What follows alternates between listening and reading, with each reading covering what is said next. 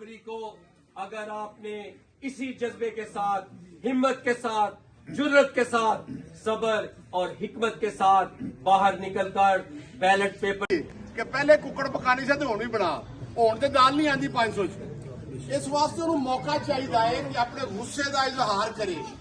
50% vote खवातीन मेरे पाकिस्तान असा उन्होंने मौका फराम करना क्योंकि शरीफ शुरफा लोग असी सोचने यार कि मैं वोट पाता चलो की फैमिली तंग करना नहीं सर ये बड़ा जरूरी है इस वास्ते जरूरी है जी। अस्सलाम वालेकुम जी। सारे भाइयों बहनों सारे इतला देना चाहना कि यह बैलेट पेपर बन के आ गया। देखो कैसी चलाकी नाल इहदे सेंटर विच प्रेशर कुकर का निशान दिता गया है। अगर गलती नाल कोई बंदा इस तरह फोल्ड करेगा ना, इस तरह इंज फोल्ड करेगा कोई बंदे ज्यादा नहीं पता लगता तो सारी वो जी मोहर जी वो शेर उत्ते लग जाएगी नाल वोट जिहड़ा ना तुहाडा खत्म हो जाएगा। कहेंगे जी नहीं शेर ते मोहर लगी, बहस होगी अंदर हाल विच पोलिंग वाले कमरे बहस होएगी एजेंटा की आपस के वोट साडा है ते तुहाडा है। देखो तीन कट्ठे निशान देने का मकसद बनते ही नहीं सी, इन्होंने लहदा किया जा सकता पर नहीं उन्हें किया।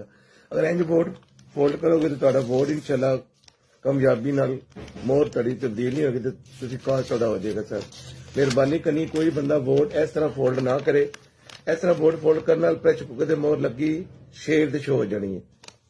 इस तरह बड़ी मेहरबानी अदा ही सी तुहाडे वास्ते। पाकिस्तान जान जान जान जान मेरी जान मेरी जान जान जान जान जान मेरी जान मेरी जान जान जान जान जान इंशाअल्लाह 8 फरवरी को अगर आपने इसी जज्बे के साथ, हिम्मत के साथ, जुर्रत के साथ, सबर और हिकमत के साथ बाहर निकलकर बैलेट पेपर के जरिए सही निशानात को भांपते हुए वोट का दुरुस्त इस्तेमाल किया, सही जगह पर दलेरा दा वो एक इत्थे एमएलए जिहड़ा अपने आप को धोती बन के लगा फिरदा है बिल्कुल परेशानी वाली कोई गल नहीं है। वो सैटिस्फाइड गैस चोर है, पूरी दुनिया जानती है कि जितनी अरबां दी गैस चोरी की है और उस चोरी गैस दे बिल साथी मसाद आ गए इंशाअल्लाह ताला मैं अल्लाह ने चाहा ਤੁਹਾਡੀ मदद के नाल गैस जरूर बनाएंगे और मुल्क के हालात और बेहतर करेंगे। बहुत शुक्रिया जी, अल्लाह हाफिज़।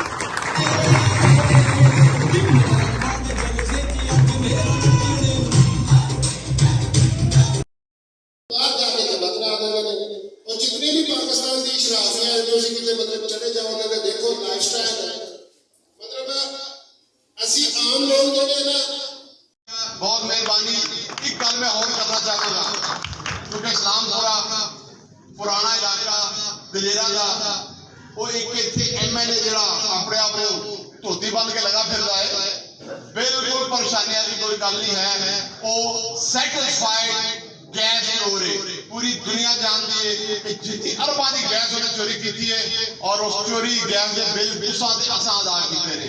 इंशाअल्लाह ताला मेरे अल्लाह ने चाहा तुहाडी मदद के नाल गैस जरूर बढ़ाएंगे और मुल्क के हालात बहुत बेहतर करांगे। बहुत शुक्रिया जी, अल्लाह हाफिज़।